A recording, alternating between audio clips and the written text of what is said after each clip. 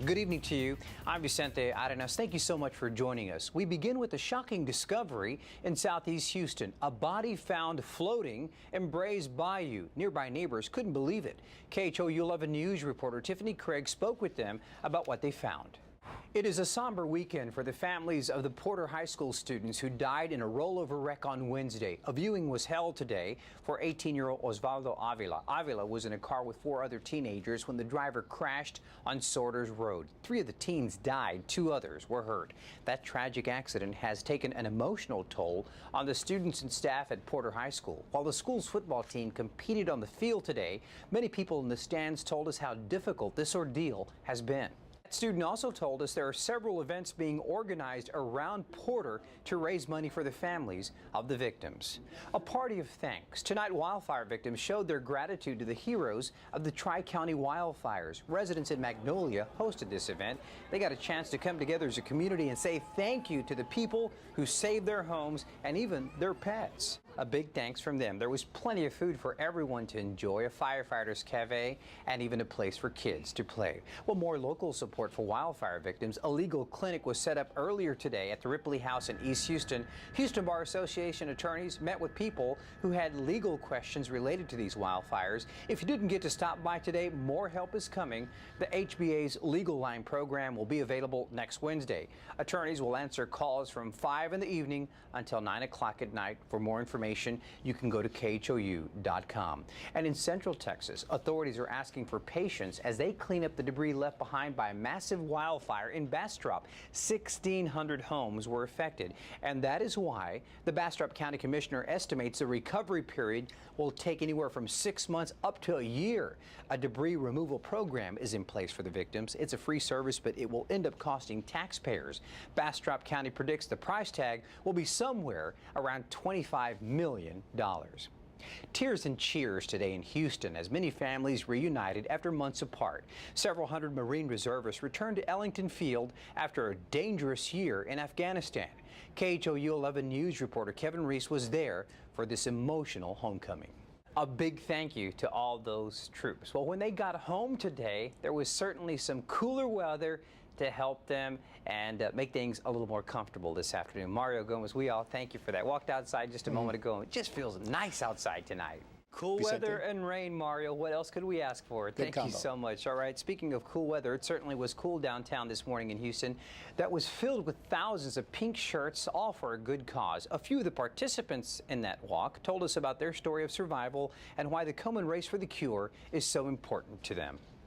Happy birthday to Alyssa, and thanks to all those who participated and raised so much money today for the Komen Foundation. The drought is exposing hidden secrets at a lake in North Texas.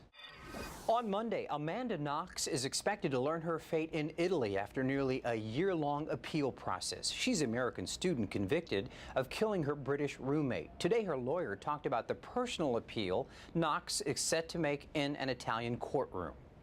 There have been a lot of questions about the DNA evidence in this case. Despite that, prosecutors argue that acquitting Knox would mean losing a chance for justice. We have new information tonight about how Casey Anthony reacted when she found out the remains of her young daughter were discovered 3 years ago. Take a look at this just-released jailhouse interview.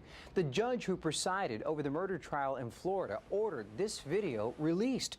In the video, you can see Anthony bent over and hyperventilating. She had just been told her 2-year-old's body had been found in a swamp near her parents' home in Orlando. Anthony was acquitted of the murder in July.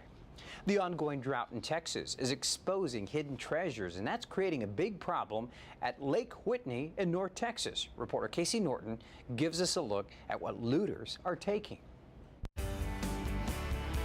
Mario, got to tell you a funny story. Walked into a restaurant this evening, and the waiter says that he lives on the island. He walked outside and he says, "Whoa, this is nice this morning. It was so cool outside."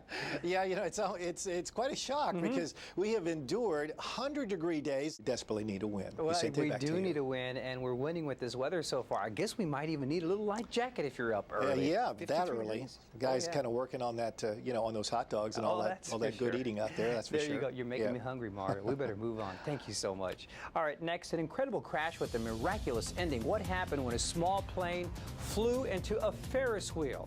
And now Texans fans can get a free ride to the game. We'll tell you all about it coming up.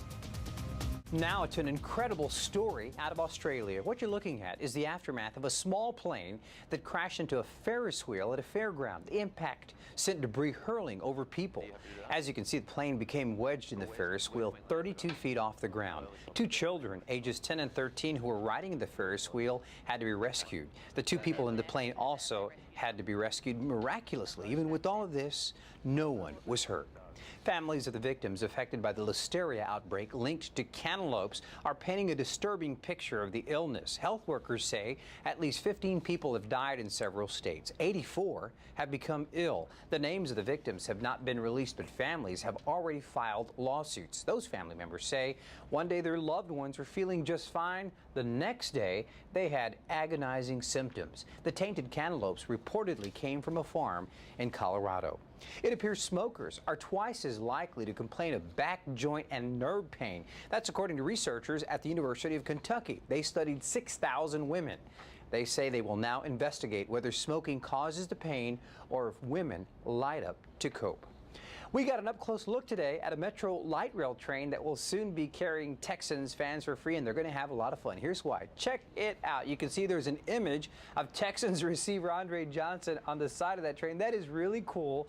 Their service is going to start tomorrow, just in time for the big game. The train will run on game days from 5:30 until midnight. Reliant worked out the deal and will pick up the charges. You know, a lot of people are going to want to ride that and even take pictures. Hey, and check this out. Look who we saw out at Robertson Stadium before today's Dynamo game. Our very own Ron Trevino and Catherine Whaley were out there greeting the fans. They signed autographs and handed out KHOU goodies. It was a beautiful day out at the stadium. Look at Catherine there talking with the folks there. Ron having a good time too.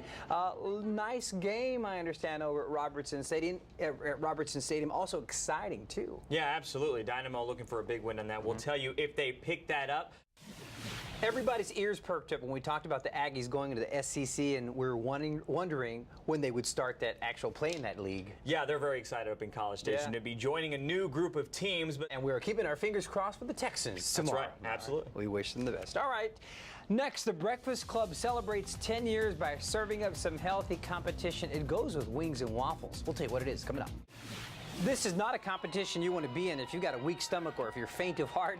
This Breakfast Club restaurant held a grits eating competition. The popular restaurant in downtown is celebrating its 10th anniversary. Our own chief meteorologist had the enormous duty of helping judge the whole thing. In the end, Gene didn't win. Justin Daniels did. He was the winner. There he is, big guy.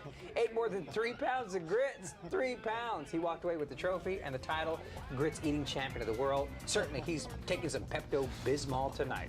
Doesn't it like waffles and wings and grits over at the Breakfast Club? Sounds good to me. It does sound good, doesn't it? Good night, everybody. See you tomorrow.